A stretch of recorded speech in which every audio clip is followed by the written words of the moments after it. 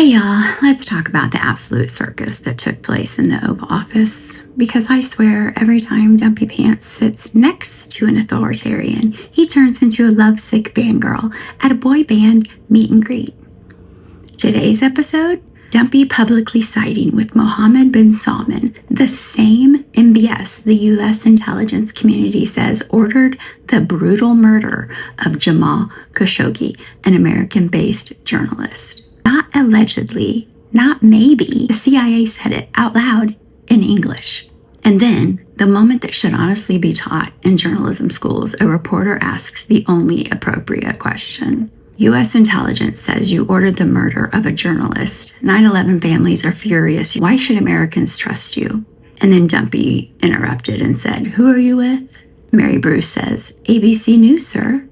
And Dumpy, he does the one move he's mastered. Attack the journalist, defend the dictator. He says, "Fake news, one of the worst, but sure, I'll answer."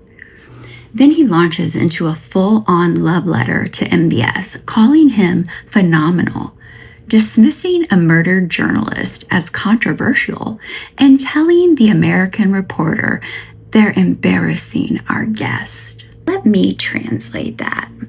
Dumpy defended a man who orders assassinations and bullied an American journalist for asking the truth. That is not strength, that is not leadership, that is a man bowing to an oil-soaked authoritarian. He's auditioning for a seat on the royal yacht.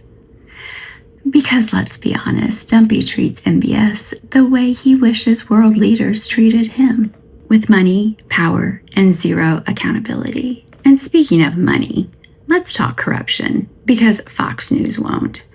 Saudi Arabia poured billions into Jared Kushner's investment fund. No transparency, no oversight. Just a nice little thanks for looking the other way slush pile. And the American people? We get nothing.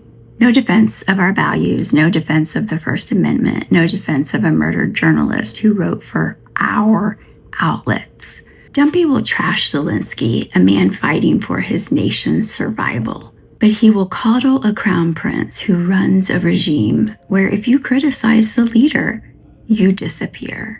This is the contrast. Democracy versus dictatorship. Courage versus corruption. Freedom versus whatever the hell Dumpy Pants is doing.